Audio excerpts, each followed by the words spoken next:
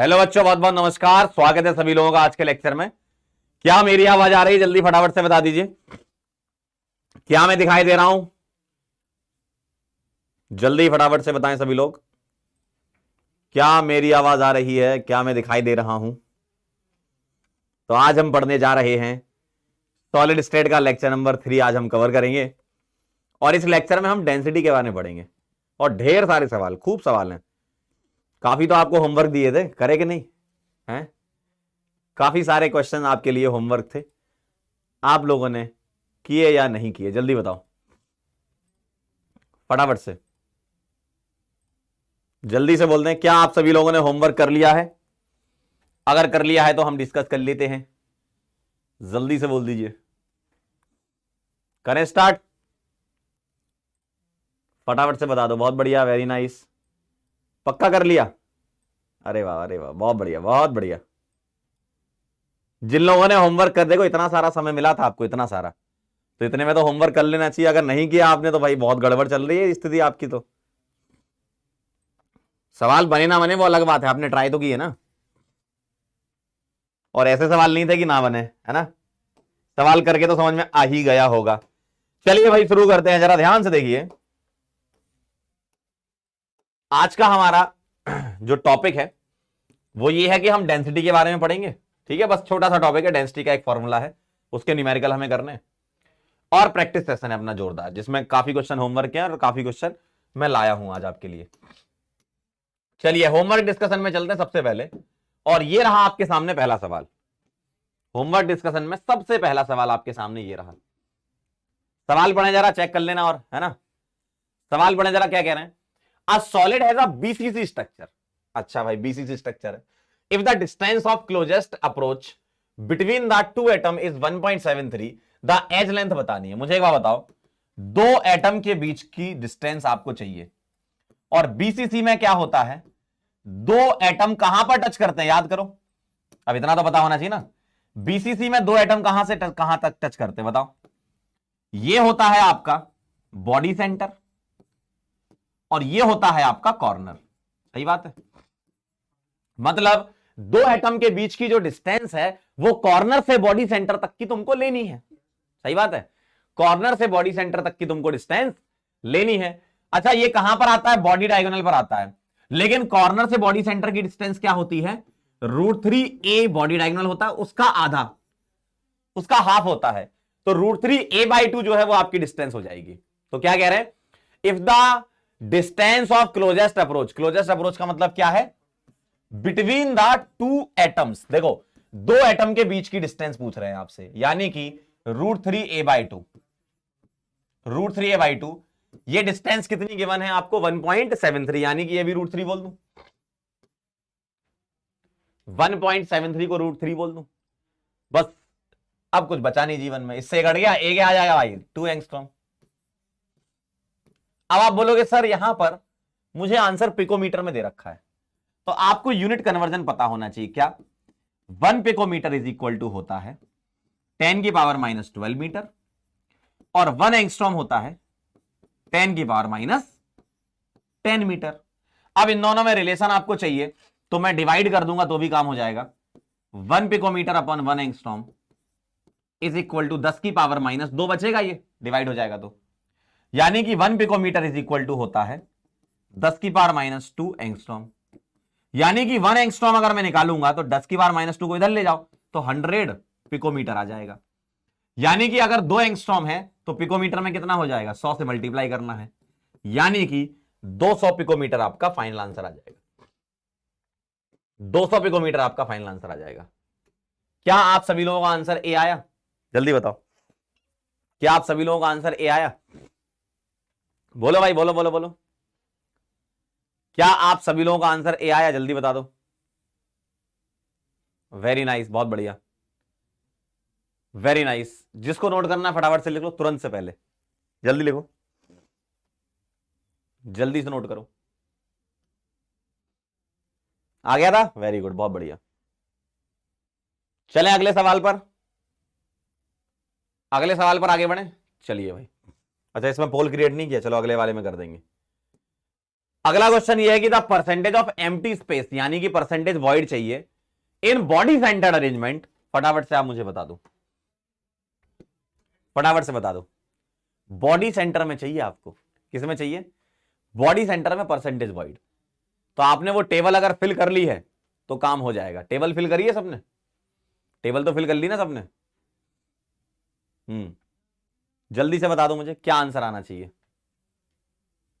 जल्दी से मुझे बताओ। परसेंटेज पैकिंग फ्रैक्शन कितना था बॉडी सेंटर का? 68% था। तो परसेंटेज फ्री स्पेस या परसेंटेज एम्प्टी स्पेस या परसेंटेज वॉइड कितना हो जाएगा बताएं जरा? 32% हो जाएगा। यानी कि आपका चेन्नई आंसर आ जाएगा क्या? बोले जल्दी फटाफट से, क्या चेन्नई आंसर आएगा आपका? अरे बहुत आसान सवाल है, ये तो बना लो। अयान, सुभी, शुभदीप, ओवैश और मधुर, वेरी गुड, बहुत बढ़िया।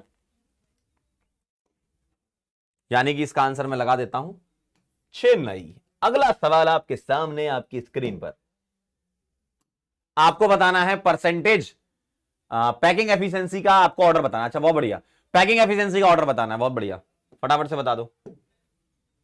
पैकिंग एफिशिएंसी का ऑर्डर आ गया, जल्दी से बोलो बोलो। पैकिंग एफिशिएंसी ये सब निकाल चुके आप, बताओ परसेंटेज एफसीसी की कितनी आई थी? Percentage packing fraction of FCC ये थी कितनी? 74%। बीसीसी की बता दो कितनी थी? 68%। और सिंपल क्यूबिक की या पीसीसी की कितनी थी? 52.4%। यानी कि सबसे ज्यादा एफसीसी की आएगी, फिर बीसीसी, फिर सिंपल क्यूबिक। यानी कि बदलापुर आपका आंसर हो जाने वाला है। जरा ध्यान से देख लीजिए सभी लोग। हाँ भाई बदलापुर आया आंसर, चलो बहुत बढ़िया, काफी लोगों ने आंसर सही कर दिया है। शुभदीप, अंसरिया, उमंग, भास्कर और मोहम्मद कैफ, बहुत बढ़िया। अगला सवाल है आपके सामने, ये पढ़े जरा इसमें क्या कह रहे हैं, सवाल को थोड़ा ध्यान से पढ़े, ऑप्शन पर नजर मारें, आपका आंसर आ जाएगा। बोलो।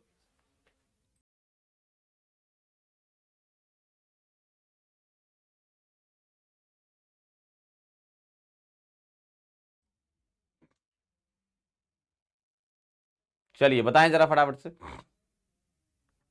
बोले।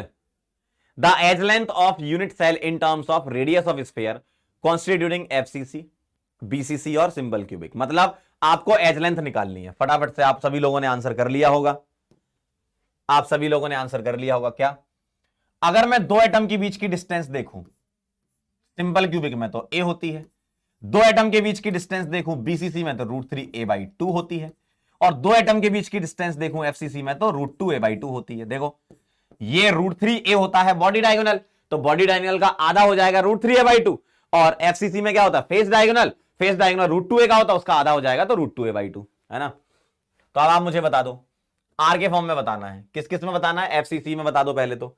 एफसीसी का ए कितना आएगा? ये आ जाएगा 4r/√2। इसका ए कितना आ जाएगा? 4r/√3। इसका ए कितना आ जाएगा? 2r।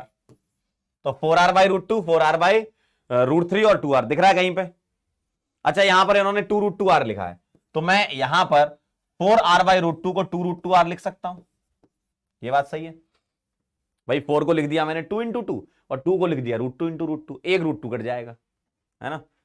तो 2√2r और 4r/√3 और 2r, देखो जरा, तो आपका आंसर क्या हो जाएगा? आगरा आ जाएगा। देखो सही ना, ये समझ में आया? 2√2 क्लियर है एकदम, बहुत बढ़िया। तो ए आंसर आ जाएगा आपका।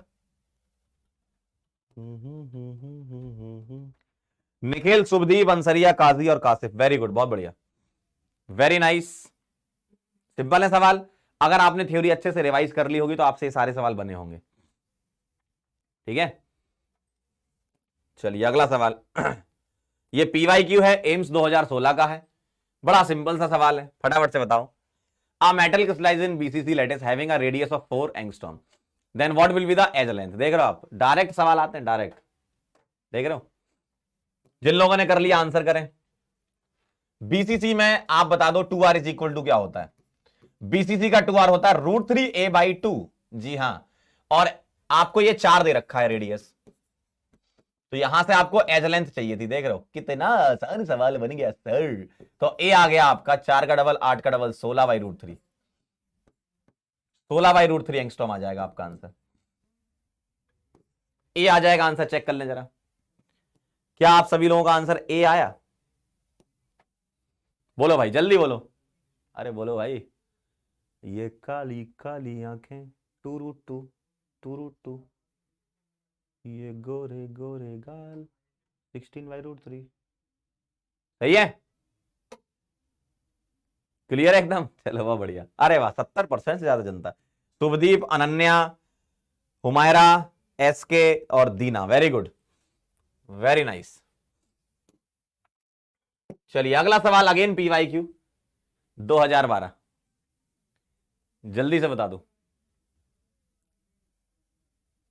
बोलो बोलो बोलो।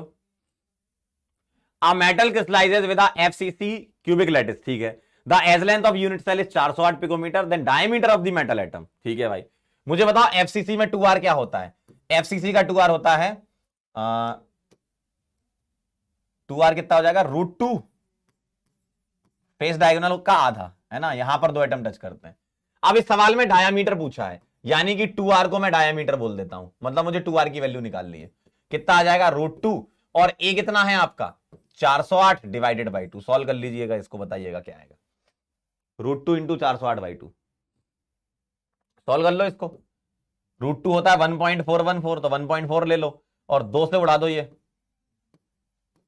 204, तो 204 में आप मल्टीप्लाई कर दो 1.4 का, मतलब 20.4 में 14 का मल्टीप्लाई, तो 14 इंटू 20 कर लो, अप्रोक्सीमेटली 280 के आसपास ना, मतलब 288 लगा देता हूं मैं, सही है भाई। मैंने क्या करा, इस पॉइंट को यहां शिफ्ट कर दिया, तो ये मैंने ऐसे लिखा 14, आप भी कैलकुलेशन ऐसे कर लिया करो एग्जाम में, और इसको मैंने लगभग 20 ले लिया, तो 14 इंटू 20 लगभग, तो अप्रोक्सीमेटली आ जाएगा ये 280, यानी कि मैं आंसर लगा सकता हूं सी,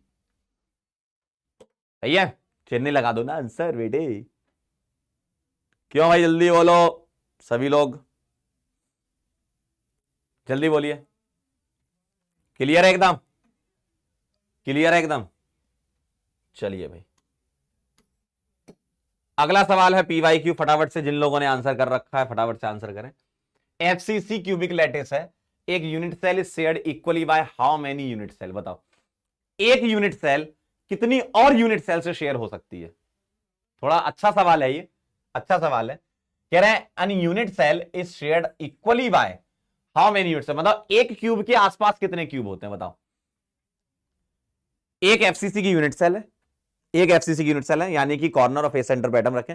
अब इसको, इस क्यूब को कितने लोग घेरेंगे, है ना, इस क्यूब को कितने लोग घेरेंगे? बोलो इस क्यूब को कितने लोग घेरेंगे? बेटा 6 क्यूब घेरेंगे, 6 क्यूब घेरेंगे आपके, एक क्यूब को 6 ही क्यूब घेरेंगे ना, क्यों? अरे यार एक ये रूम है, जिस रूम में तुम बैठे हो, तुम्हारे पास वाला रूम, इधर पास वाला रूम, ऊपर वाला, नीचे वाला, सामने वाला, पीछे वाला, भाई एक रूम की बात हो रही है, एक रूम को कितने घेरेंगे, एटम की बात नहीं हो रही। अगर एटम का कोऑर्डिनेशन नंबर पूछते तो 12 आता है FCC में, यहां पूछा जा रहा है कि एक यूनिट सेल के आसपास कितनी यूनिट सेल, समझे? एक यूनिट के आसपास 6, भाई 6 दीवारें हैं ना, भाई सीलिंग फ्लोर को भी हम दीवार ही मानते हैं ना, 6 दीवारें हैं तो आसपास 6 रूम होंगे।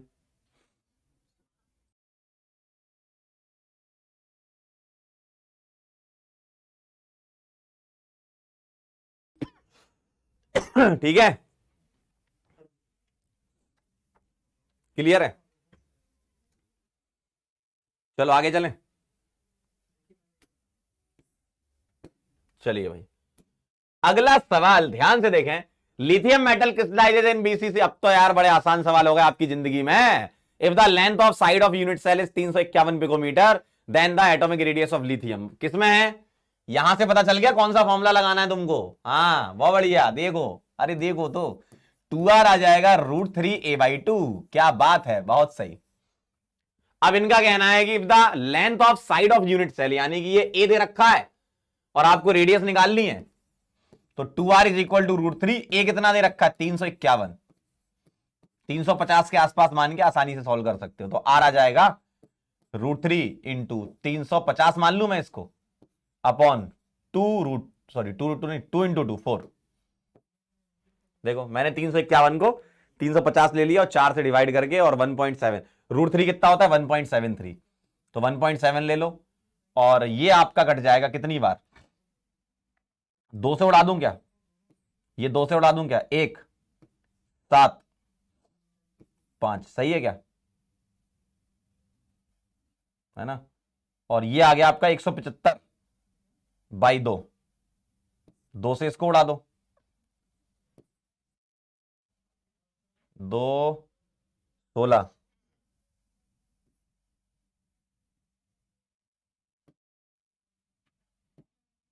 सही है, 87.5, तो 87.5 और इंटू 1.7, 87.5 इंटू 1.7, थोड़ा और अप्रोक्सीमेशन ले लूं, 87.5 और इंटू 1.7 को 1.5 ले लूं, और 1.5 को कितना लिख दूं मैं, 3/2 लिख दूं, सही है क्या, तो बस इसको सॉल्व कर लो कितना आ रहा है अप्रोक्सीमेटली, 87 को 88 ले लो, ऐसा कोई दिक्कत नहीं,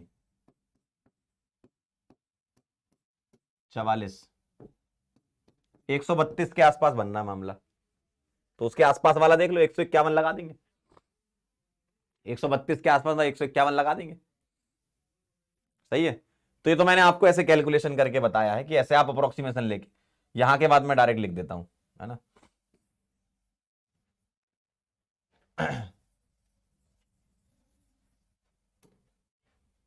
चेन नहीं, आंसर लगा देता हूं मैं, है ना, आर की वैल्यू 151.8 पिकोमीटर। चेक कर लें जरा सभी लोग एक बार, चेक कर लें जरा, थर्ड आ रहा है,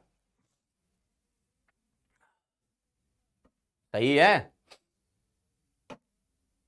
चलिए बहुत बढ़िया, बस फॉर्मूला लगाना है आपको, बस ये चेक कर लो कौन सा लगाना है। अगला सवाल, again PYQ, copper crystallises in FCC with a unit cell length of 361 picometer, what is the radius of copper atom. बहुत बढ़िया, FCC में कौन सा फॉर्मूला लगेगा, 2R is equal to √2a/2, और आपको रेडियस निकालनी है, और यूनिट सेल यानी कि ए दे रखा है 361, है ना, तो 2R इज इक्वल टू √2, और ये 361/2, यहां से आप R निकाल लो, R आ जाएगा √2 इंटू 361 डिवाइडेड बाय 4। मैं अप्रोक्सीमेट कैलकुलेशन मार देता हूं, कैसे, √2 इंटू 361 को लिख दूं मैं 360 मान लेते हैं ना, अच्छा कट जाएगा ये, 9 बार 90 आ जाएगा, है ना, और 90 इंटू ये √2 कितना होता है 1.4, और 1.4 को 1.5 लेके मैं लगभग आंसर निकाल सकता हूं, और 1.5 3/2 होता है, और 2 से कट गया ये 45, तो 45 इंटू 3, ये आपका आंसर लगभग बन जाएगा 15, 12 और 1 13, 135 के आसपास बनेगा मामला, 135 के आसपास। अब ये देख लो कि 135 के आसपास कौन सा वाला दिख रहा है तुमको, है ना, 135 के आसपास देख लो, ये तो मैंने ऐसे ही रफ सॉल्व कर दिया, आप इसको पूरा सॉल्व कर सकते हो, मैंने 360 ले लिया उसको 361 को, अब इतना कैलकुलेशन तो आप कर भी सकते हो एग्जाम में, है ना, तो ये मैं रफ में ऐसे सॉल्व कर रहा हूं, आप एग्जाम में ऐसा कर सकते हो। क्या आ रहा है आंसर, बदलापुर कह रही है जनता 128, ठीक है, क्लियर है एकदम, क्लियर है एकदम, चलिए बहुत बढ़िया, तो आर हम लिख रहे हैं 128, क्योंकि अपन ने 1.5 मान लिया था 1.4 को, थोड़ा सा पीछे की तरफ। चलिए अगला सवाल क्या कह रहे हैं, the fraction of total volume occupied by the atom in simple cubic. तो ये पता है किसके फॉर्म में पूछ रहे हैं आपसे, पाई के फॉर्म में, याद करो जब तुम परसेंटेज पैकिंग फ्रैक्शन का फॉर्मूला लिखा करते थे, तो Z into 4/3 pi r cube divided by a cube into 100, तो एटम का कितना परसेंटेज है वो आपको चाहिए, सॉरी फ्रैक्शन चाहिए, परसेंटेज नहीं चाहिए, यानी कि आपके यहां पर क्या लिखा, फ्रैक्शन पूछा है, ये क्या होता है परसेंटेज में, तो अगर तुम्हें फ्रैक्शन निकालना है, अगर तुम्हें फ्रैक्शन निकालना है तो फिर 100 से मल्टीप्लाई मत करो, परसेंटेज निकालने के लिए 100 से मल्टीप्लाई करते हैं। अब याद करो ये चीज तो हम सॉल्व कर चुके हैं, इसकी वैल्यू लास्ट टाइम पे हमने निकाली थी, ये कितनी आई थी, π/6 आई थी बेटा, यानी कि फर्स्ट आंसर आ जाए सिंपल क्यूबिक में। BCC में आई थी √3 π/8, याद दिला देता हूं आपको, π/6 किस में आई थी, सिंपल क्यूबिक में, BCC में √3 π/8, ये बीसीसी में आई है। और एफसीसी में कितनी आई थी? π/3√2। एक बार क्रॉस चेक करें जरा, क्या यही आई थी? आपकी कॉपी में लिखा है, क्या यही आई थी? चेक करें जरा, फटाफट से मुझे कमेंट करके बताएं, क्या यही आई थी? π/6 सिंपल क्यूबिक में आया था क्या? फिर हमने 100 से मल्टीप्लाई करके परसेंटेज लिखा था। √3 π/8 आया था क्या बीसीसी में? फटाफट से बताएं।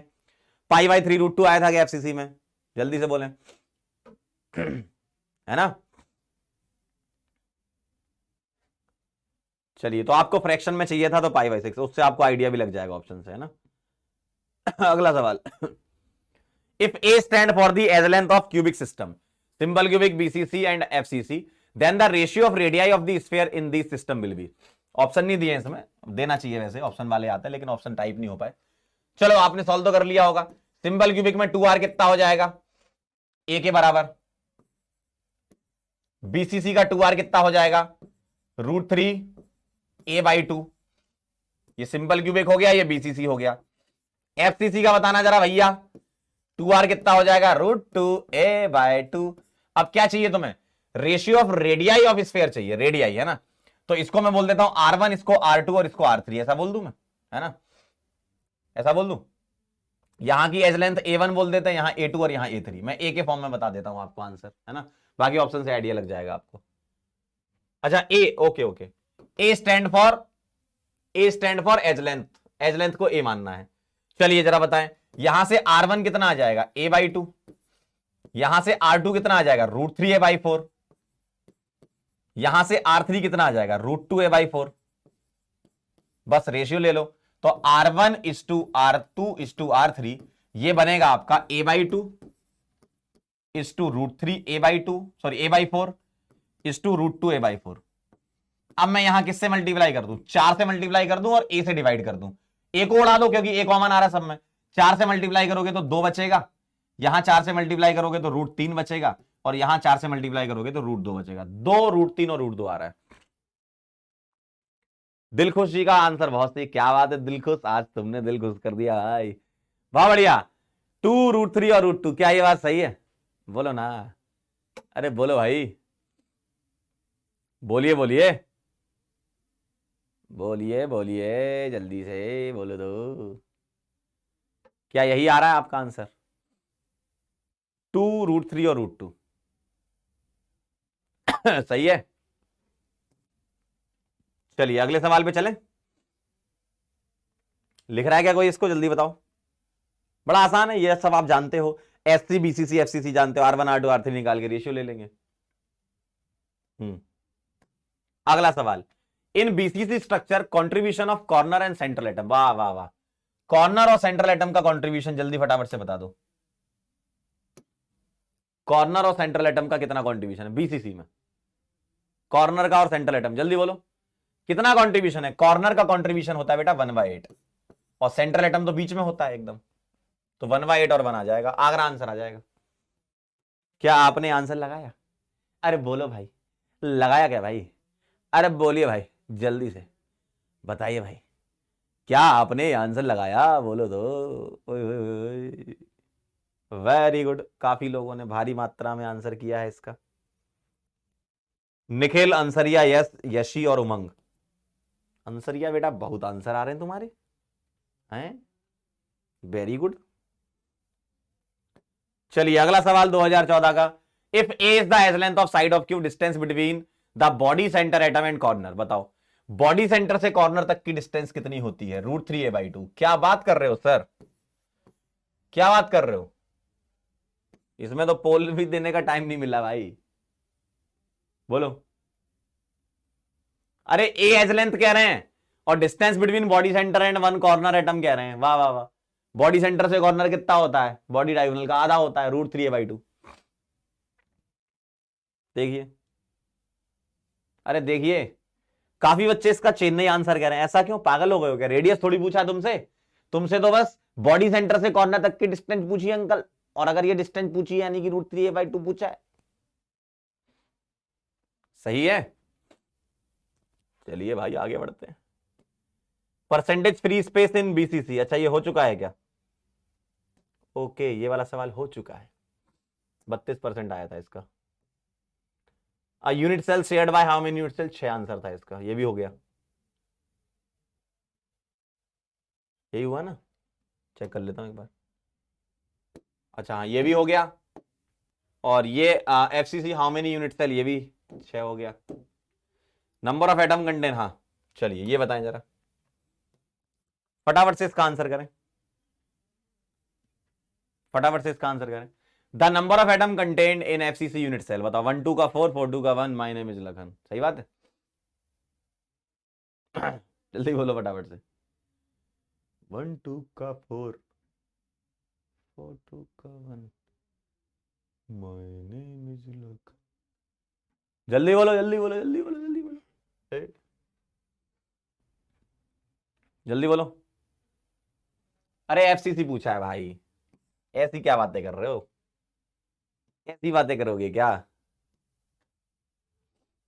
देखिए जरा, हैं इसमें भी गलत कर दिया क्या, ओ भाई ऐसा ना करो। तीर्थराज, स्वप्नेंदु, प्रचया, दीना और मिस्टर अभी, अभी अभी तो मिले हो, ये हो गया है। 2015 और 2008 में आया था, ये कर चुके अपन।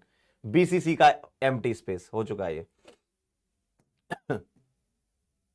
ये हुआ है क्या, नहीं किया, कर लो, देख रहे हो ताजा ताजा मामला है, ज्यादा समय नहीं हुआ इसको, बस 2-3 साल ही हुए हैं। बोले भाई क्या कह रहे हैं, एलिमेंट कह रहे हैं बीसीसी है, और कह रहे हैं कि एज लेंथ जो है वो कितनी है, 288 है। मतलब ए दे रखो है तुम्हें कहा दे रखो है, ए दे रखो है। अब क्या चाहिए, बीसीसी है, तो बीसीसी में 2r कितना होता है, √3a/2। क्या निकालना है, आर निकालना है भाई, तो √3/4 इंटू ए कितना है, 288। ऐसे होने चाहिए ऑप्शन, देखो सॉल्व ना करना पड़े यार, ये सब तो ठीक है, बस ये पूछ लो ना हमसे कि बस फॉर्मूला याद है कि नहीं। नीट वाले यही तो कर रहे हैं, देखो कम से कम इतना दिमाग में है कि भाई फॉर्मूला ही है, देखो ऐसे पूछने चाहिए सवाल, ये होते हैं, इसको कहते हैं रियल क्वेश्चन, ये है रियल नीट का सवाल, ऐसे आने चाहिए आपके एग्जाम में सवाल। भाई ठीक है, कैलकुलेशन चेक करके क्या ही करा रहे हो, कर लेंगे वो तो 288/4 बार, ये सब तो ऑप्शन भी ऐसे दिए उन्होंने, ठीक है मल्टीप्लाई करके छोड़ देना, ठीक है। चलिए अगला सवाल क्या कह रहे हैं, 2012 का, metal crystallise with the FCC, the edge length of unit cell is this, और डायमीटर ये हो चुका है, डायमीटर वाला, डायमीटर कर चुके हैं हम, ये भी कर चुके 351 पिकोमीटर वाला, ये करना है क्या, बॉडी सेंटर, अच्छा ये हो चुका √3a/2, बॉडी सेंटर से कॉर्नर तक की डिस्टेंस। चलिए आगे बढ़ते हैं, हम मामला आगे बढ़ाते हैं। तो ये थे आपके सारे होमवर्क जो कि आप सभी लोगों ने कर लिए थे। सर्दी सी हो गई यार भाई, ऐसी ठंड पकड़ गई गले को, क्या बताएं। एक बच्चा कह रहा है लॉग आउट और लॉग इन करो, ऐसा है क्या, log out log in, log out log in, ऐसे करना है क्या। चलें आगे, चलिए प्रैक्टिस सेशन को आगे बढ़ाते हैं हम, और इसमें अपन उठाते हैं सबसे पहले ये सवाल। देखो अब इस टाइप के कुछ सवाल रहेंगे आपके सामने, इसकी कोई अलग से थ्योरी नहीं है, बस टाइप ऑफ क्वेश्चन है। इसमें आपको क्या जानकारी होनी चाहिए वो मैं आपको बता देता हूं, फिर हम इस सवाल पर आते हैं। आपको बस ये पता होना चाहिए कंट्रीब्यूशन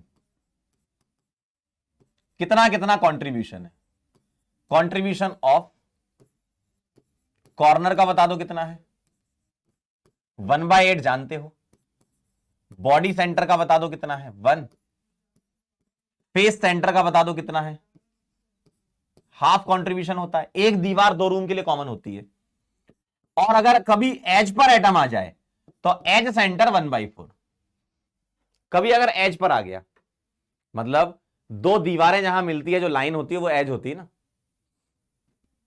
2 दीवारें एज होती है ना, जैसे आपको स्क्रीन में दिख रहा है ना, तो वो इस दीवार और इस दीवार के बीच में स्मार्ट बोर्ड लगा है, तो ये इसकी एज हो गई स्मार्ट बोर्ड की, ये तो ऐसी कितनी एजेस होती हैं क्यूब में, 12 है ना, तो उनका कंट्रीब्यूशन कितना था 1/4, क्योंकि एक एज जो होती है ना वो 4 रूम के लिए कॉमन है, ये वाला रूम, इसके पास वाला रूम, और इन दोनों के ऊपर 2, ये रूम, इसके पास वाला रूम इन दोनों के ऊपर दो। तो वो जो एज है, वो जो लाइन है, वो 1/4 कॉन्ट्रीब्यूशन। अगर मैं वहां सेंटर पे एक एटम रख दूं एज के सेंटर पे तो 1/4 दिखेगा, है ना। तो 1/8 कॉर्नर का कॉन्ट्रीब्यूशन, बॉडी सेंटर का 1, फेस सेंटर का 1/2 और एज सेंटर का 1/4। फुल फॉर्म लिखना चाहो तो लिख लो। बॉडी सेंटर, ये हो गया फेस सेंटर, जी सर, और ये हो गया एज सेंटर। क्लियर है? बस ये पता होना चाहिए, काम हो जाएगा। ठीक है, ये पता होना चाहिए। ठीक है, ठीक है।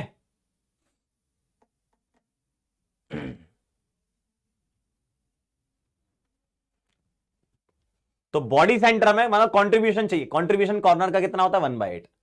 बॉडी सेंटर का मतलब बॉडी के सेंटर बीचों बीच एक रखोगे, पूरा पूरा का पूरा रूम में आएगा। फेस सेंटर यानी कि किसी दीवार पर एक बॉल रख दो तो वो आधी इस रूम में दिखेगी, आधी पास वाले रूम में दिखेगी। किसी एज पर एक बॉल रख दो तो वो 1/4 पार्ट आपको इस रूम में दिखेगा। ठीक है, चलें आगे।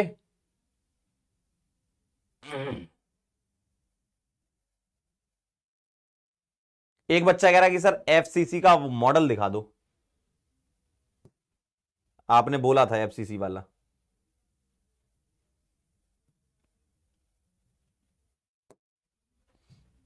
एफसीसी वाला मॉडल आपने बोला था दिखाने के लिए।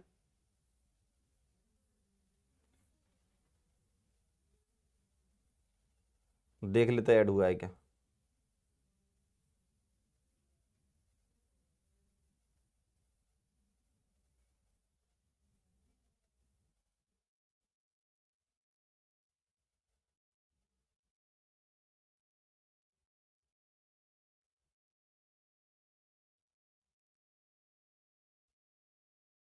दिख तो ना रहा है हमें।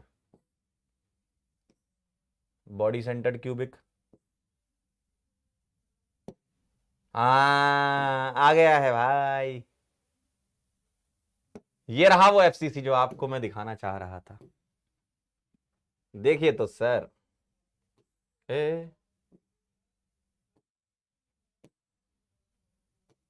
देख रहे हो आप, ये एफसीसी था।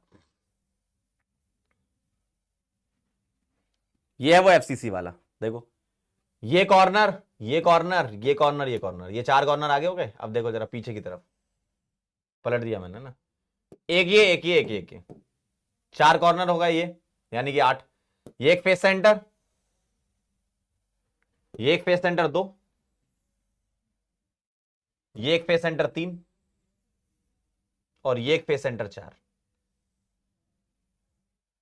एक फेस सेंटर ये मतलब सीलिंग वाला 5 और ये फ्लोर वाला नीचे वाला ये 6, है ना।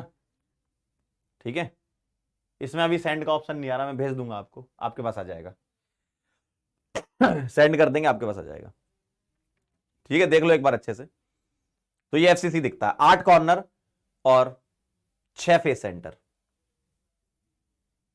देख लीजिए, 8 कॉर्नर और 6 फेस सेंटर। देख लो, आप घुमा के दिखा रहा हूं पूरा, 8 कॉर्नर और 6 फेस सेंटर। सही है, पहुंचा देंगे आप तक। चलिए आगे चलते हैं। बस ये आपको पता है ना, मतलब अब आप इस टाइप के सवाल कर सकते हो। देखिए जरा, अब मैं आपको बताता हूं ये वाला सवाल। पढ़ो जरा, सवाल को ध्यान से पढ़ लो या आंसर आ जाएगा। क्या कह रहे हैं? In a face centered cubic arrangement of A and B atoms whose A atoms are at the corner of unit cell and B atoms at the face center। इनका कहना क्या है? ए एटम कहां पर है? कॉर्नर्स पर है, और बी एटम क्या कह रहे हैं? कहां पर है? फेस के सेंटर पर है। फेस सेंटर को शॉर्ट फॉर्म में एफसी लिख रहे हैं, है ना, ध्यान से देखना। तो ए कॉर्नर पर, बी फेस सेंटर पर है। अच्छा, कॉर्नर पर है तो कितने होंगे? 8 होंगे। 8 एटम रखोगे कॉर्नर पर, और फेस सेंटर पर कितने हैं? 6। अब ये कह रहे हैं one of the B atom missing from one of the face in unit cell. इनका कहना है कि गलती से ये हुआ कि यहां से कोई एक एटम लेके भाग गया। गलती से हुआ कि यहां से एक देवेश भाई हैं, तो गलती से ये हुआ कि देवेश भाई यहां से एक एटम लेके भाग गए। क्यों देवेश भाई यहां से एक एटम लेके भाग गए, तो यहां कोई चेंज नहीं हुआ, लेकिन यहां एक एटम लेकर भाग गए, यानी कि यहां कितने बचे? 5 बचे। अब चाहिए कि सिंपलेस्ट फॉर्मूला बता दो। तो उस यूनिट सेल में इफेक्टिव एटम कितने दिखेंगे? 8 एटम तुमने रखे थे, लेकिन इनका कंट्रीब्यूशन कितना है? 1/8, यानी कि इफेक्टिवली एक एटम मिलेगा। और यहां 5 बचे थे, एक तो देवेश लेके भाग गया, तो ये बचेगा 5/2।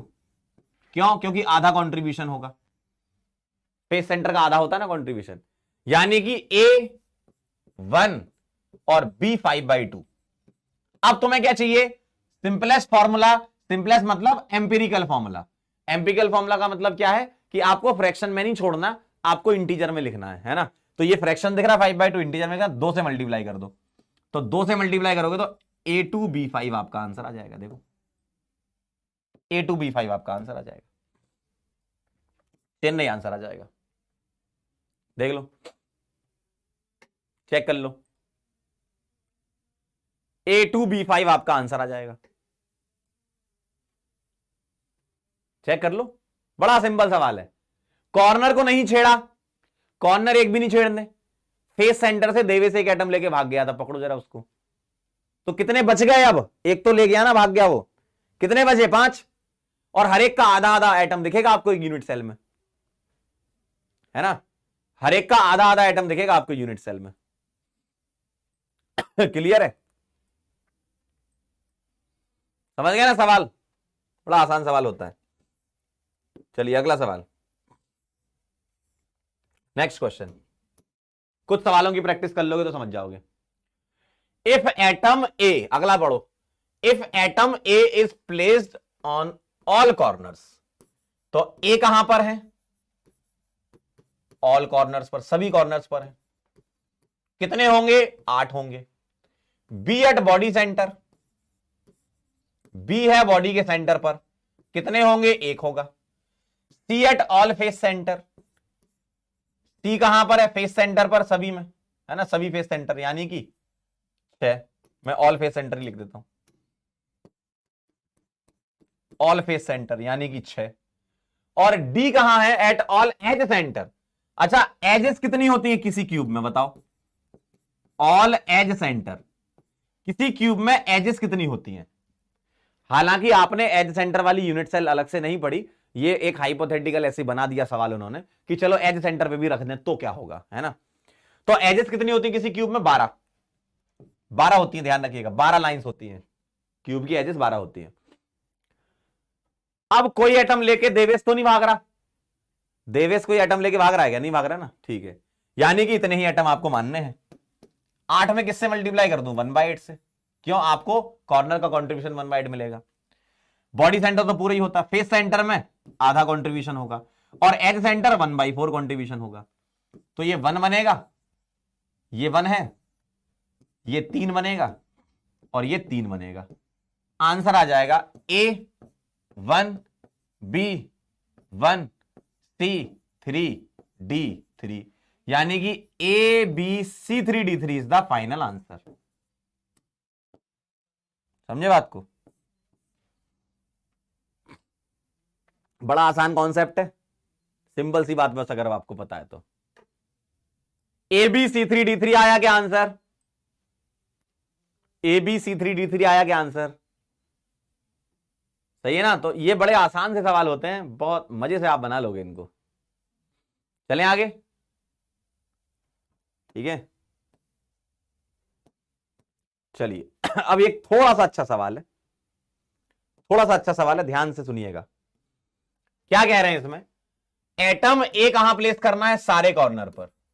तो ए को प्लेस कर दिया ऑल कॉर्नर्स, यानी कि 8 कॉर्नर होते हैं। बी कहां रख दिया? Alternate face centre. बताओ जरा, अल्टरनेट फेस सेंटर क्या होगा? बोलो, अल्टरनेट फेस सेंटर बताओ, कितने फेस होते हैं? कितने फेस होते हैं? 6। 6 का अल्टरनेट क्या आएगा? 3।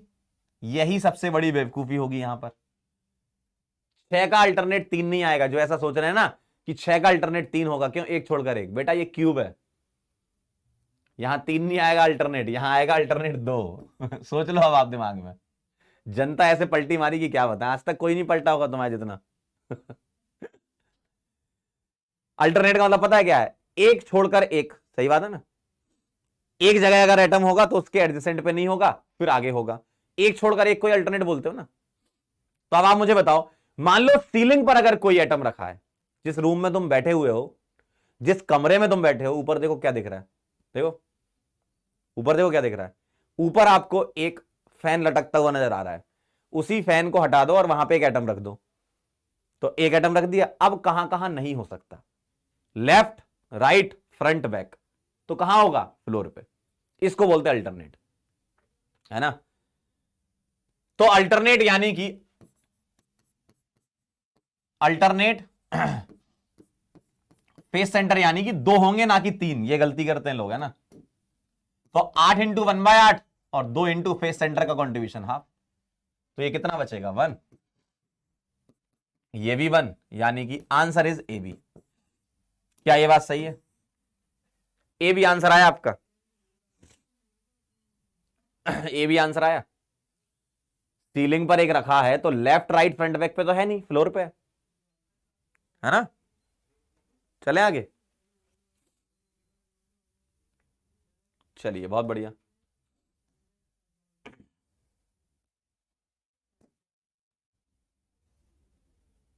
अगला सवाल। क्या कहना है? A compound formed by element X and Y. X और वाई से कंपाउंड बन रहा है, क्रिस्टलाइज इन क्यूबिक स्ट्रक्चर, ठीक है। In which the X atoms are at the corners. तो एक्स एटम आ गए ऑल कॉर्नर्स पर, सभी कॉर्नर है ना, of a cube. And Y atoms at the face center. Y atom कहां आ गए? Face centre. लो ये तो बहुत आसान हो गया। कॉर्नर्स यानी कि 8 इंटू 1/8, फेस सेंटर यानी कि 6 इंटू 1/2। ये बनेगा 1 और ये बनेगा 3, यानी कि आंसर आएगा XY3।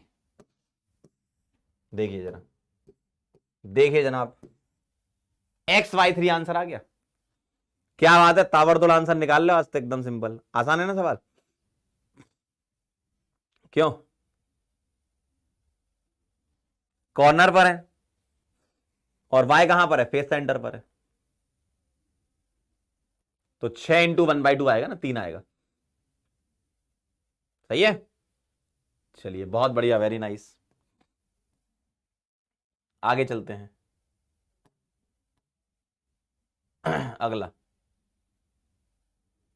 Next question. In a cube of any crystal A atoms कहां रखें? Every corner, all corners. और बी एटम कहां रखें? Every centre of the face, all face centre. यानी कि तो पिछला वाला सवाल रिपीट हो गया। उसमें आपसे एक्स वाई बोला है, यहां ए बी पूछा है। सेम सवाल है, वो 2004 में आया था, ये 2000 में आया है। AB3। क्या ये बात सही है? तो कोई नई बात नहीं है, एक्स वाई की जगह ए बी कर दिया। सेम क्वेश्चन है ना, सेम क्वेश्चन है। आगे चले। चलिए अगला, ध्यान दीजिएगा जरा क्या कहना है। If atom A is placed on all corners, all corners, B atom कहां रखा है?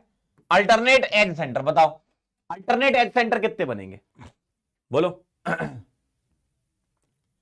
अल्टरनेट एज सेंटर कितने बनेंगे बताओ। ये आपके पास क्यूब है, ये क्या है आपके पास? एक क्यूब है। अल्टरनेट एज सेंटर कितने बनेंगे? बोलिए।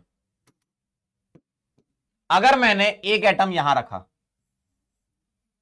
तो यहां नहीं होगा, यहां नहीं होगा, यहां होगा। अगर यहां है तो यहां नहीं होगा, इधर होगा। ये देखो अल्टरनेट बन गया। अगर यहां है तो इधर नहीं होगा, इधर नहीं होगा, इधर होगा। और अगर इधर है तो इधर नहीं होगा, इधर नहीं होगा। ये बन गए आपके, यानी कि अल्टरनेट एज सेंटर कितने बनेंगे बताओ जरा। कॉर्नर होगा 8 × 1/8 और एज सेंटर 4 × 1/4, यानी कि ये बनाएगा और ये बनाएगा, यानी कि आंसर आपका ए बी हो जाएगा। ये समझे अल्टरनेट। अब ये मत करना कि सर 12 एजेस थी, 12 का अल्टरनेट 6 हो जाएगा, पागल बने नहीं, 12 के अल्टरनेट 4 बनेंगे, 12 के अल्टरनेट 4 आएंगे। आप खुद सोच लो, अगर यहां है तो इधर नहीं है, इधर नहीं है, इधर होगा। अगर यहां है तो इधर नहीं है, इधर नहीं है, इधर होगा। अगर यहां है तो इधर नहीं है, इधर नहीं है, इधर होगा। और अगर यहां है तो एडजेसेंट पे नहीं होना है बस। अगर तुमने कहीं एक जगह रख दिया तो उसके एडजेसेंट पे नहीं होना, ठीक है। क्लियर है एकदम। अल्टरनेट मतलब 4 ही बनेंगे। चलिए, अब एक सवाल ऐसा कि उन्होंने अपने मन से एटम रख दिए, कुछ नहीं बताया कि कौन कहां है।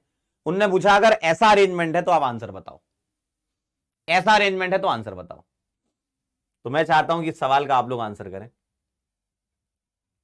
ऐसा अरेंजमेंट है, इसमें ये जो गोले वाले हैं, गोले वाले देखो, गोले वालों को एक्स माना है, बॉक्स वालों को एम माना है।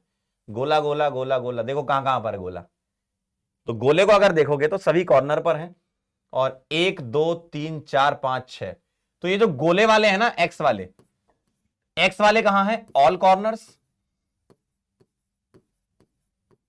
प्लस ऑल फेस सेंटर, सही है। और ये बॉक्स वाले हैं, ये कहां है, एम। बॉक्स वाले कहां है, ये 4 कॉर्नर, 4 एज सेंटर और एक बॉडी सेंटर। तो 4 एज सेंटर है प्लस 1 बॉडी सेंटर है, सही बात है, सही बात है। 4 एज सेंटर और एक बॉडी सेंटर है। चलो मुझे बता दो ये कितना आएगा। सारे अगर कॉर्नर है तो 8 × 1/8 और फेस सेंटर है तो 6 × 1/2, इनको जोड़ दो जरा, तो आ जाएगा 1 + 3 यानी कि 4। और यहां 4 एज सेंटर है तो 4 × 1/4 और बॉडी सेंटर पूरा आता है, यानी कि 1 + 1 2 आ जाएगा m2x4। और सिंपलेस्ट फॉर्मूला बताना है तो 2 से डिवाइड कर दो, mx2। एम्पेरिकल फॉर्मूला क्या होता है, सिंपलेस्ट फॉर्मूला होता है ना। एम्पेरिकल फॉर्मूला क्या, सिंपलेस्ट फॉर्मूला होता है। बी आ जाएगा आंसर। क्लियर एकदम। तो डायग्राम से आपको ये आइडिया लगाना था कि कौन सा एटम कहां रखा है। लगा पाया आइडिया। डायग्राम से ये आइडिया लगता कि कौन सा एटम कहां रखा है।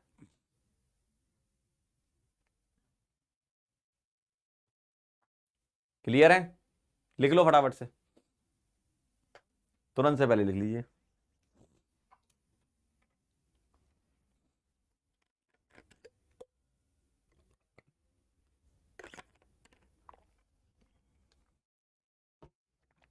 अब मैं अपने मन से कोई सवाल बना देता हूं।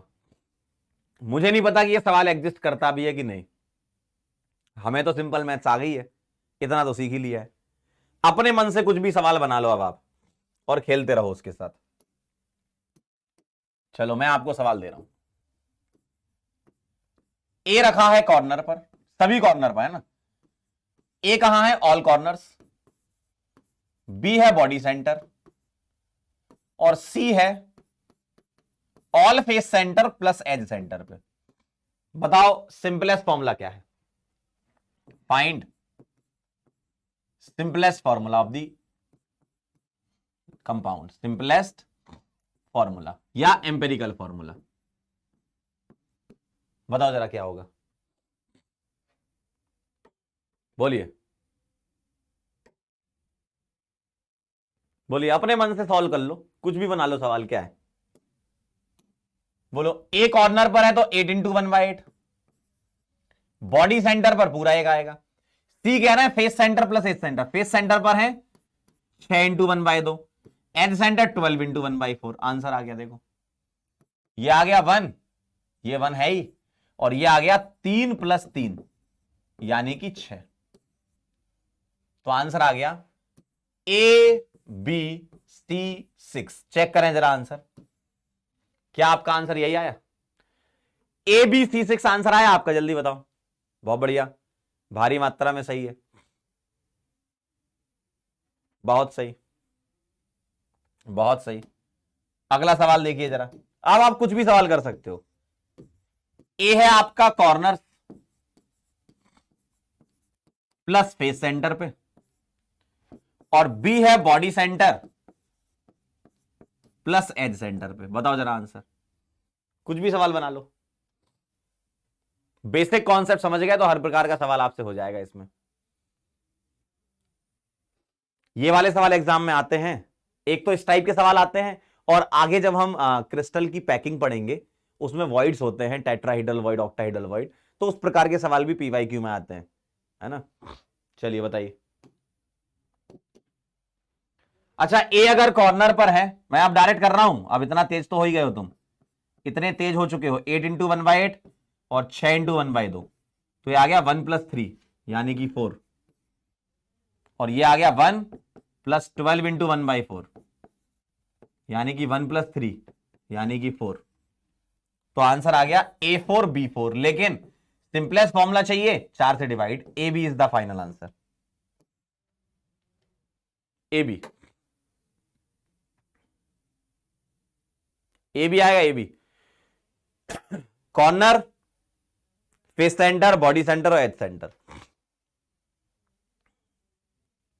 ए बी आंसर आएगा। कई बच्चे AB4 दे रहे हैं, सिली मिस्टेक कर दी तुमने। अरे बहुत आसान है यार। आओ जरा कुछ और कर लेते हैं। अगला सवाल देखो। ए है corner plus alternate face centre पर, और बी है body centre plus alternate edge centre पर। कर पाओगे सवाल? कर पाओगे सवाल? जल्दी बताओ।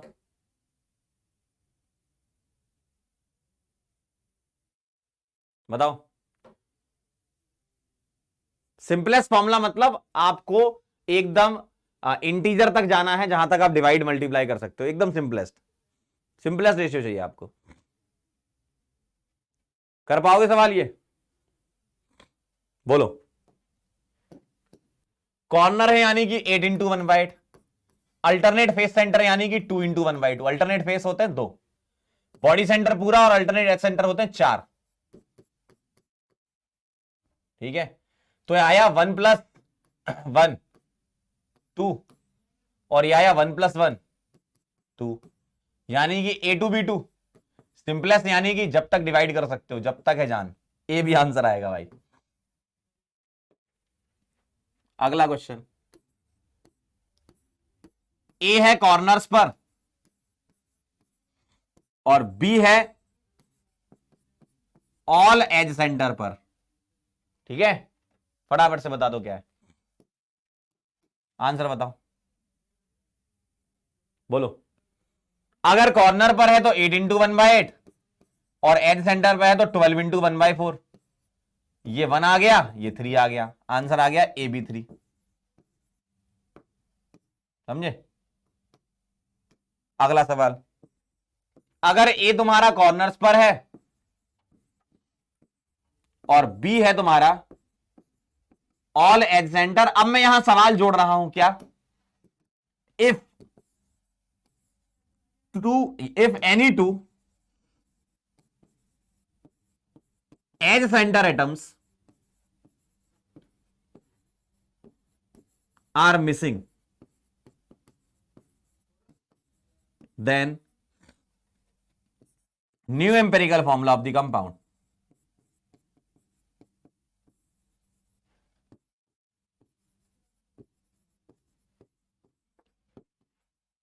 चलो मुझे बता दो, न्यू एम्पेरिकल फॉर्मूला कंपाउंड का क्या होने वाला, जल्दी से बोलो। ये सवाल मैंने अपनी तरफ से जोड़ दिया कि 2 एज सेंटर आपने उड़ा दिए। मुझे बताओ, सारे कॉर्नर पर हैं तो 8 इंटू 1/8, और एज सेंटर पर ये थे लेकिन 2 चले गए, 2 एज सेंटर चले गए, तो अब कितने बचे? 12 पर ये थे, 2 चले गए, यानी कि 10 बचे। तो 10 इंटू 1/4, यानी कि आ जाएगा 5/2, और ये है आपका 1, यानी कि इसका आंसर है ए बी 5/2। लेकिन आपको सिंपलेस्ट फॉर्मूला चाहिए, 2 से मल्टीप्लाई, यानी कि A2B5 is the answer. Check कर लो। बहुत बढ़िया, क्या बात है, भारी मात्रा में सही आंसर आ रहा है। समझ गए इस टाइप के सवाल। अब हम वापस ऐसे सवाल करेंगे, कब करेंगे, जब हम टेट्राहीड्रल ऑक्टाहीड्रल वॉइड पढ़ लेंगे, तो वहां भी इस टाइप के सवाल होते हैं। अगर आपने ये समझ लिया तो वो सवाल तो और भी आसान होते हैं। ठीक है,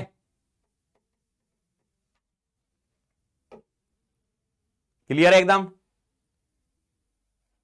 चलें आगे।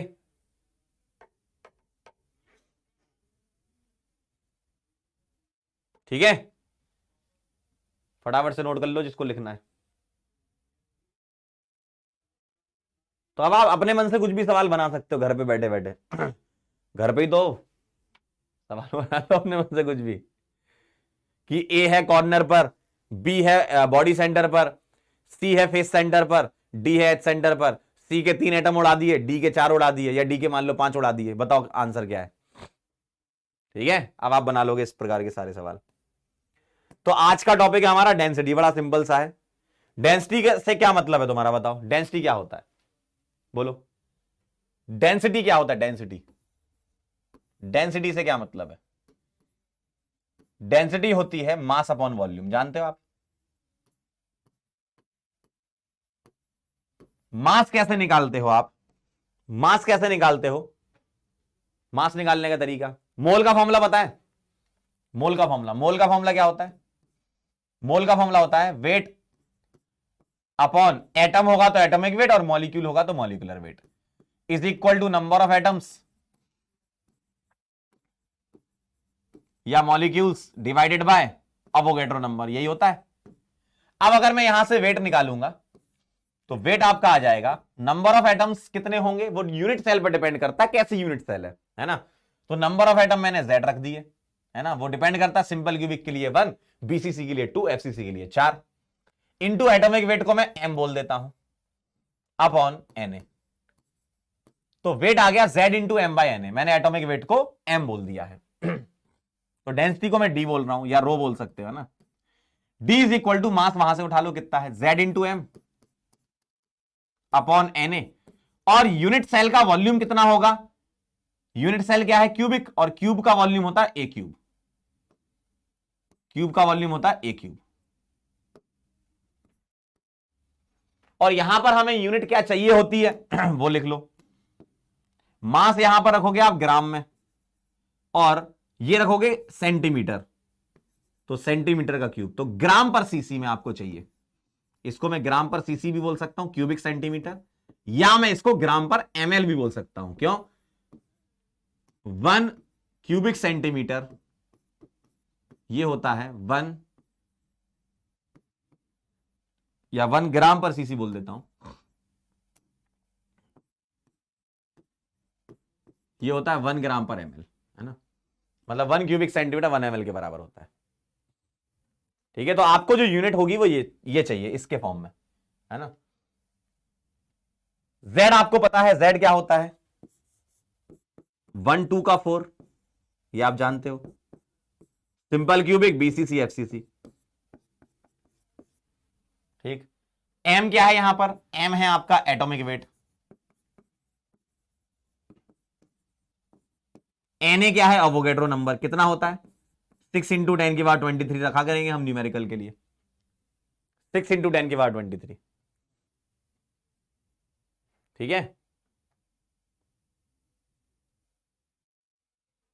तो बड़ा सिंपल सा फॉर्मूला है, Z into M upon N into a cube. यहां से अपन ने वेट निकाला है और यहां पुट किया है। फटाफट से फॉर्मूला नोट कर लो, ये डेरिवेशन की भी जरूरत नहीं, फॉर्मूला नोट कर लो, और इसमें क्या क्या चीजें क्लियर हैं आपको। ये हो गया मोलर मास या एटॉमिक वेट, जो भी आपको गिवन होगा क्वेश्चन में, या कभी निकलवाएं तो निकाल लेना। Z आपको पता है 1 2 का 4, ठीक। Na आप जानते हो 6 इंटू 10 की पावर 23। ए है आपकी एज लेंथ, है ना, ए क्या है यहां पर, एज लेंथ।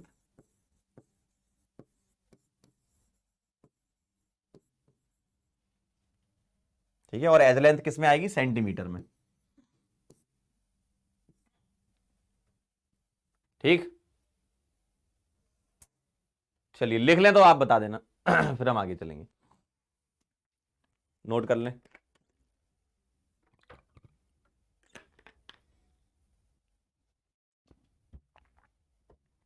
इजी एकदम। अच्छा, जो चैप्टर सबसे आसान आपको लग रहा है वही हटा दिया है ना, लेकिन अभी ऑफिशियल नोटिफिकेशन नहीं आया है। अगर ये सवाल इस टाइप के सवाल आ गए तो मजा आ जाएगा।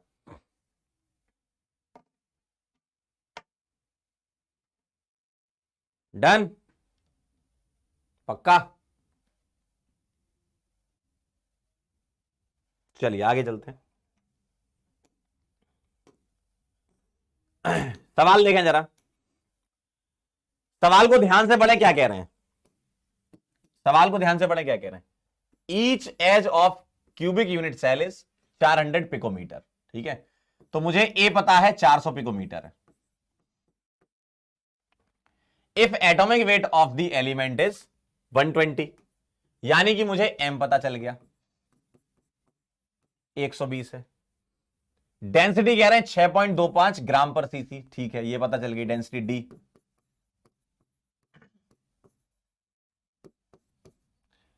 द क्रिस्टल लैटिस, अब आप फॉर्मूला सोचो क्या था, D is equal to Z into M upon N into a cube. अब मुझे आप एक बात बताओ, क्या क्या गिवन है, आपको ये पता है, ये पता है, ये बचपन से ही पता है, और आपको यहां पर ए भी पता चल गया, तो निकालना क्या है आपको, जेड। जेड से आपका आंसर आ जाएगा। अगर जेड आपका 1 आया तो सिंपल क्यूबिक, जेड 2 आया तो बीसीसी, और जेड अगर 4 आया तो एफसीसी। ठीक है, ठीक है, सॉल्व कर लो जरा। डी कितना है 6.25,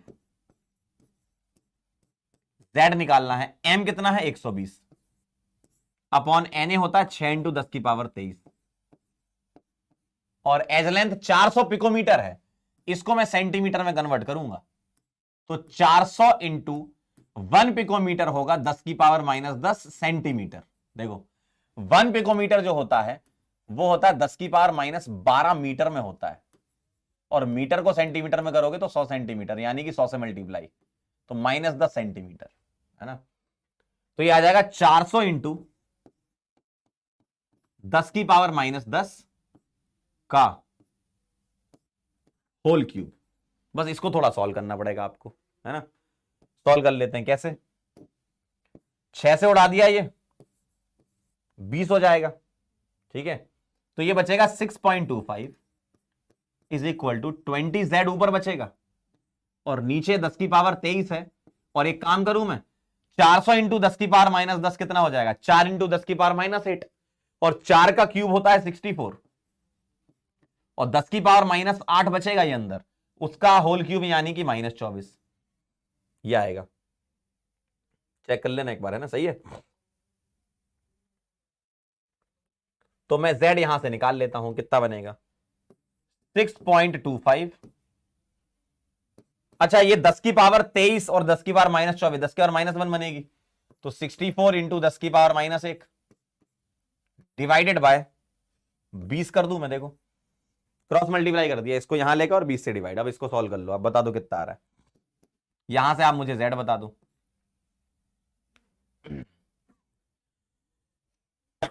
कितना आ रहा है, 2 के आसपास आ रहा है,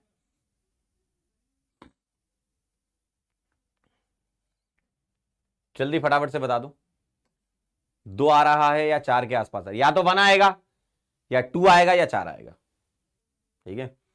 10 की पावर 23 और 10 की पावर -24, 10 की पावर -1 बन गई।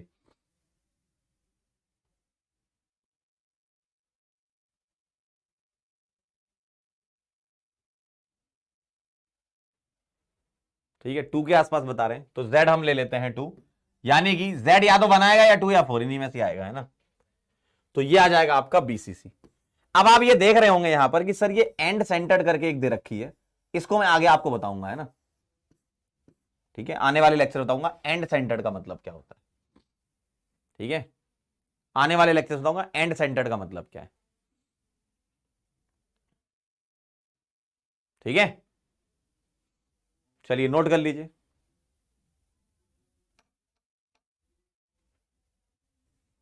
नोट कर लीजिए इसको, फिर आगे बढ़े।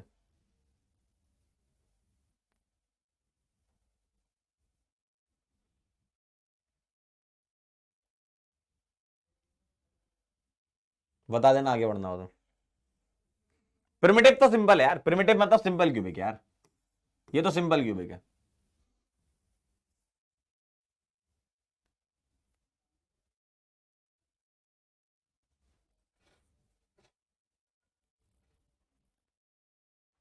ठीक है,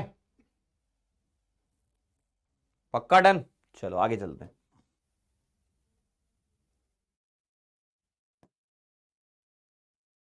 अगला सवाल, the density of argon is 1.83 gram per cc, यानी कि एफसीसी दे रखा है, ठीक है, तो इसका मतलब Z4 है। डेंसिटी कितनी है? 1.83 gram per cc. What is the length of edge? ठीक है, ए निकालना है।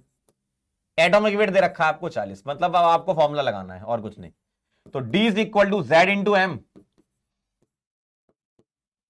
Upon Na into a cube, ये लगाओ जरा और आंसर आ जाएगा।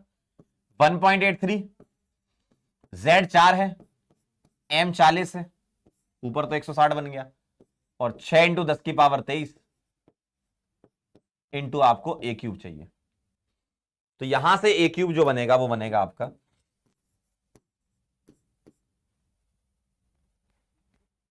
160, ठीक है, और ये बन जाएगा आपका नीचे 1.83 इंटू 6 इंटू 10 की पावर 23, ऐसा बनेगा। अब जब कभी भी इसको सॉल्व किया करो तो मैं इसका आपको आइडिया दे देता हूं, है ना। कभी अगर ऐसे फंस जाओगी सर ये तो क्यूब रूट निकालना है, तो उसके लिए आपको बढ़िया आइडिया दे रहा हूं। क्या करना है देखो, आपने ये सब पुट कर दिया, ए क्यूब आपको निकालना पड़ेगा, है ना, फिर आप उसका क्यूब रूट लोगे। तो उसके लिए तरीका बता रहा हूं मैं। ऊपर तो आपका 160 हो गया, इसको नीचे ले आए और ए क्यूब को इधर ले गए। अब आप पता क्या करो, यहां पर ना पावर 10 की पावर 24 सोचा करो कि 24 बनानी है। तो मैं एक काम करता हूं, 0 से ऊपर मल्टीप्लाई कर रहा हूं और 10 से इधर। सही बात है, सही बात है। इसको आप अलग से सॉल्व कर लेना। कितने हिस्से को? इतने हिस्से को 1600 डिवाइडेड बाय 1.83 इंटू 6, ये हिस्सा आप अलग से कर लो, और 10 की पावर -24 लिख दूं मैं इतने हिस्से को। देखो ध्यान से देखना, 10 की पावर 23 इंटू 10 कितना होता है? 10 की पावर 23 है और उसमें 10 से मल्टीप्लाई कर रखा है, बताओ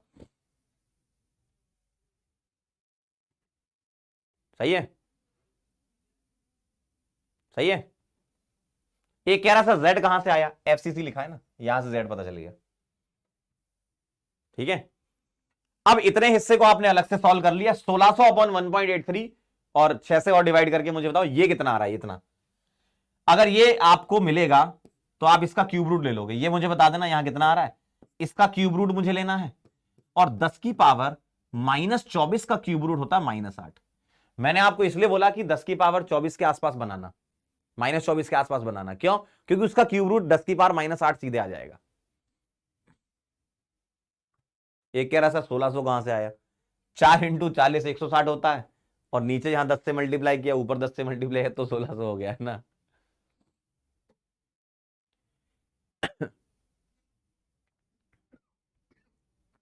एक 145 के आसपास बता रही है जनता कि ये आ रहा है 145 के आसपास। जनता बता रही है 145 के आसपास, ऐसा कहना, एक बार चेक कर लेना। अब आपको 145 का क्यूब रूट निकालना है, लेकिन एग्जैक्ट आपको निकालना नहीं आता, और ऊपर से बायो है ना। इसका तो चलो पता है कि भाई 10 की पावर -24 का क्यूब रूट लोगे तो डिवाइड बाय 3 कर दो, यानी कि -24 अपॉन 3 या कि -8 आ जाएगा। अब देखना जरा, मुझे इसका क्यूब रूट निकालना है, तो उसके लिए तरीका देख लो जरा, उसके लिए तरीका देख लो आप। आपको कुछ पहले से ही क्यूब्स तो पता है ना भाई। 1 का क्यूब कितना होता है? 1। 2 का क्यूब बता दो कितना होता है, सबको याद होगा ये तो, याद है कि नहीं? 1 का क्यूब, 2 का क्यूब, 3 का क्यूब, है ना। 3 का क्यूब कितना है? 27। 4 का क्यूब बता दो जरा, चलो बताओ जरा, कोई 4 का क्यूब कितना होता है? कह रहे बेइज्जती कर रहा है, जो सही बात है तो है। 4 का क्यूब जरा बताना, कौन बताएगा 4 का क्यूब कितना होता है? फटाफट से। कितना होता है 64 होता है क्या? अच्छा 5 का बता देना जरा, 5 का क्यूब कितना होता है बोलो। 5 कह रहे 216 है भाई, 5 का क्यूब बताओ, पक्का याद है? 6 का क्यूब बताना। ठीक है 5 का क्यूब 125, 6 का क्यूब बताओ। आज अपन मैथ्स पढ़ ही लेते हैं, आज खत्म ही कर देते सारा खेल, है ना। 6 का क्यूब कौन बताएगा? 216। इसी तरीके से आप आगे के क्यूब भी लिख सकते हो। 7 का क्यूब,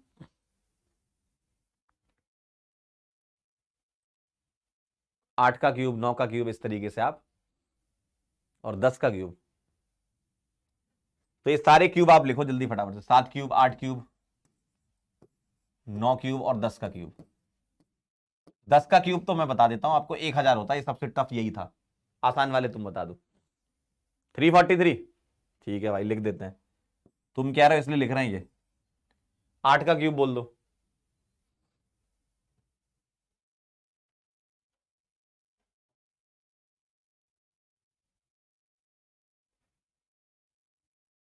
512। वाह यार। और ये कितना लिख दूं? 729 लिख दूं क्या इसको?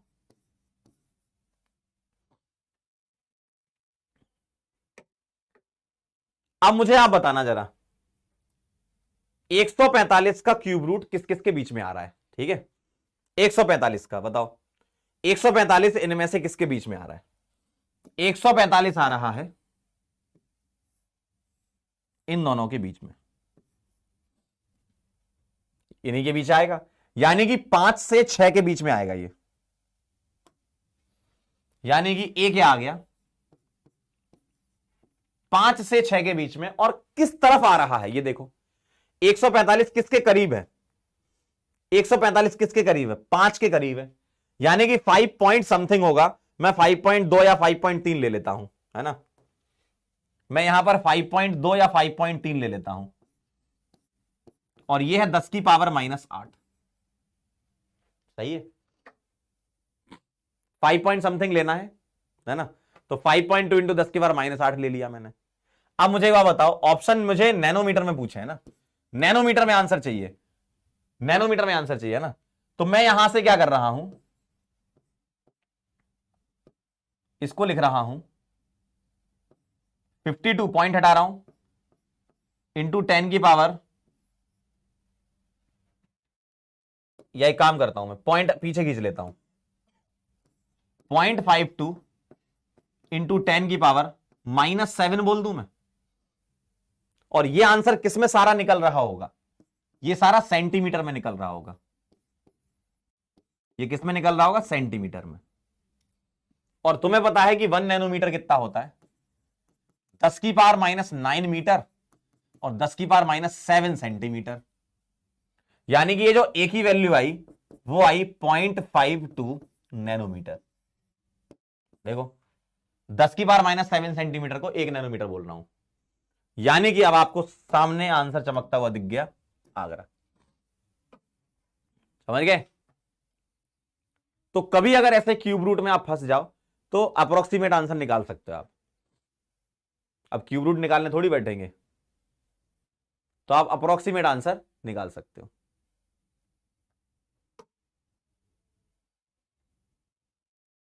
ठीक है, नोट कर लो इसको, फिर आगे चलते हैं।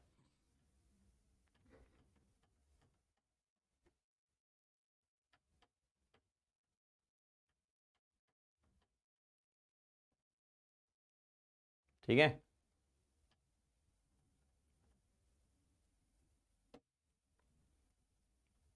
तो कभी भी क्यूब रूट निकालना हो तो आप अप्रोक्सीमेट आंसर के फॉर्म में निकाल के कर सकते हो।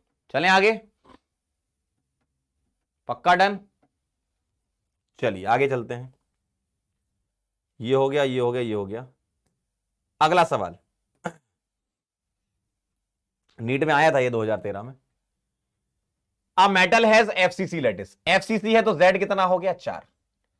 The edge length of unit cell is 404 picometer. तो ए आ गया आपके पास 404 पीएम, है ना। डेंसिटी दे रखी 2.72 ग्राम पर सीसी, तो डी पता है। अच्छा ए जो है वो कितना दिया है, 404 पिकोमीटर।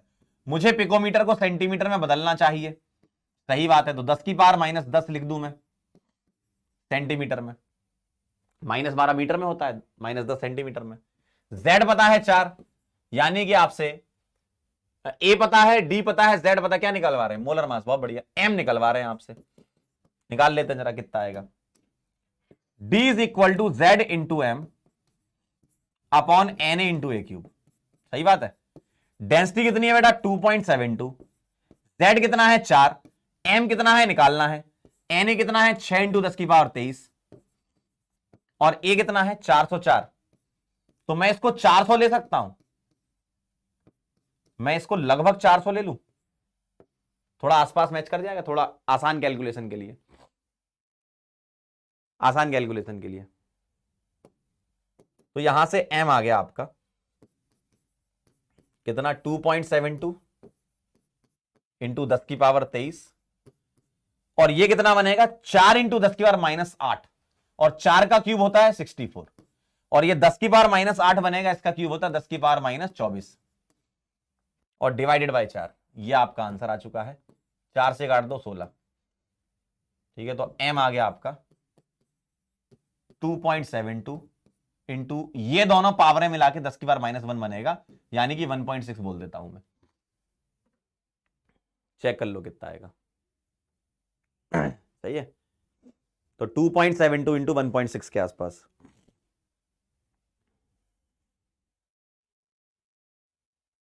थोड़ा और आसान, मतलब अप्रोक्सीमेशन के लिए, या 1.5 लेके लो, और 1.5 कितना होता है 3/2, और ये है 2.72, इसका 3 गुना करके 2 से डिवाइड, ऐसा करके, सही है ना। चेक कर लो कोई पावर छूट उठ तो नहीं रही।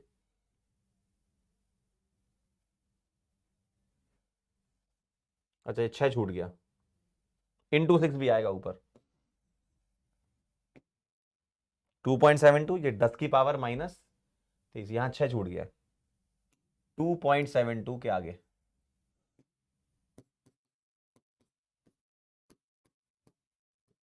इंटू 6, है ना, 6 और मल्टीप्लाई कर लेना यहाँ।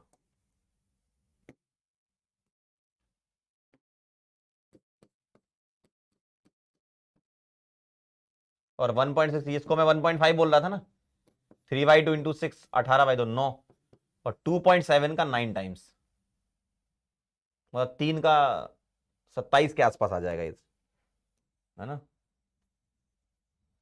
27 के आसपास। ए लगा देते हैं आंसर, है ना।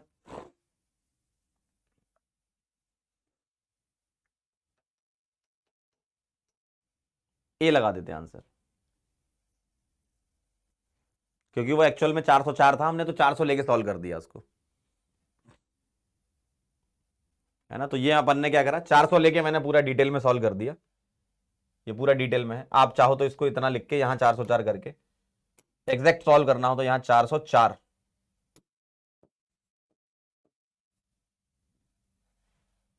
लेकर आप आंसर कर सकते हो, है ना। तो ये जो कैलकुलेशन है ये हमारी अप्रॉक्स कैलकुलेशन है ये।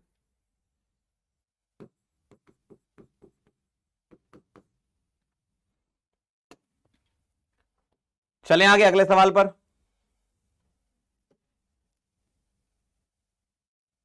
बोलो भाई, नेक्स्ट क्वेश्चन करें।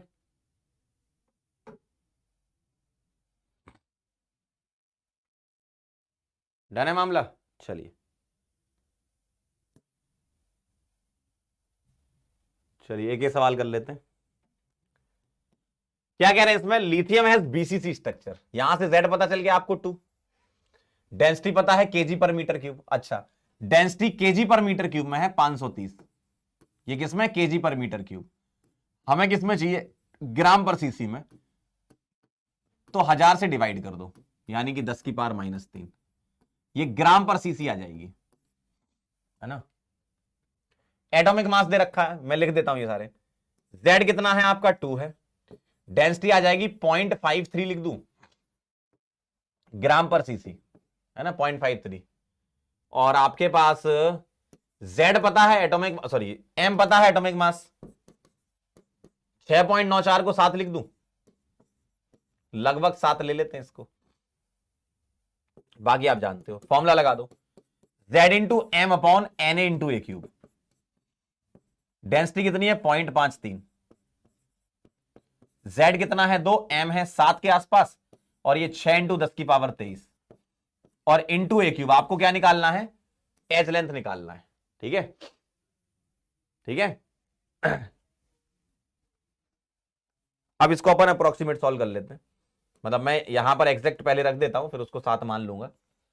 सॉरी ये तो 6 था, इस 7 को मैं 6.94 ही लिख रहा हूं। एग्जैक्ट निकालना है तो यहां से निकालना, मैं आपको अप्रोक्स कैलकुलेशन करके बता रहा हूं। 0.53 को मैंने 0.5 ले लिया, इसको मैंने 2, और ये है आपका 7, और ये है 6 और 10 की पावर 23, और इंटू ए क्यूब, ठीक है। 2 से कट गया ये 3, तो ए क्यूब आ गया। 0.5 को मैं लिख दूं हाफ, 0.5 को आधा, आधा उधर जाएगा, 7 का डबल 14/3 इंटू 10 की पावर 23। क्या ये बात सही है, चेक कर लो जरा, अप्रोक्सीमेट कैलकुलेशन करके था। 0.5 को मैंने लिख दिया इसको 1/2, ठीक, 2 उधर गया, 7 का डबल हो गया 14, और 2 से 6 कट गया 3 बार, 14/3 10 का 23 था। अब मैं ऊपर एक जीरो मल्टीप्लाई कर दूं, नीचे कर दूं, तो अब ए क्या बनेगा 140/3, ये आप मुझे डिवाइड करके बताएंगे। इसका क्यूब रूट, और 10 की पावर -24 का क्यूब रूट 8 होता है। देखो 10 की पावर वहां पर कितना है 23 इंटू 10, यानी कि 10 की पावर 24 हो जाएगा, ऊपर जाएगा -24, और उसका क्यूब रूट 8 होता है। 140/3 कितना आ जाएगा, 140/3 कितना आ जाएगा 46 के आसपास, है ना। यानी कि आपको 46 का क्यूब रूट निकालना है, और 10 की पावर -8, और ये आंसर आपका सेंटीमीटर में चला आ रहा होगा जिंदगी से। अच्छा 46 का क्यूब रूट कितना आ जाएगा बताओ, 46 का क्यूब रूट कितना आ जाएगा मुझे बताना।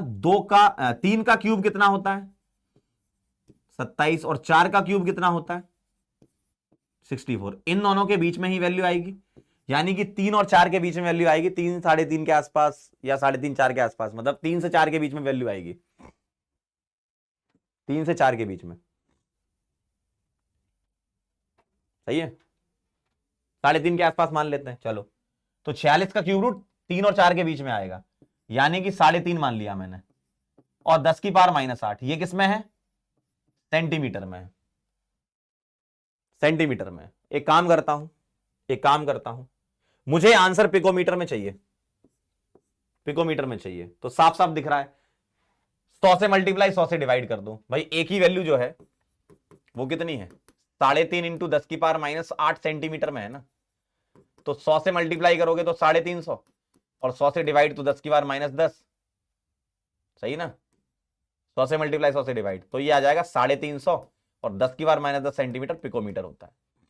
ढोलकपुर आंसर आ जाएगा। अप्रोक्सीमेट आंसर निकालने के लिए कर रहे हैं अपन, ठीक है, क्योंकि कैलकुलेटर अलाउड नहीं होता ना, तो ऐसे आप अप्रोक्सीमेशन लेकर कर सकते हो।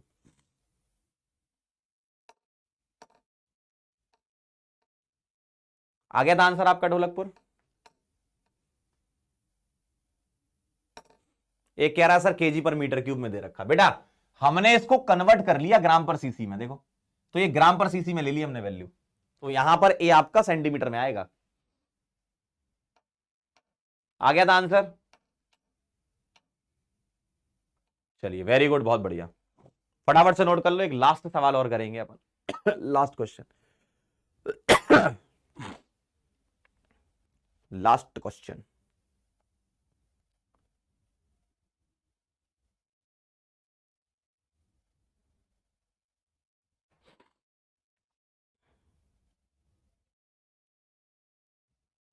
लास्ट सवाल,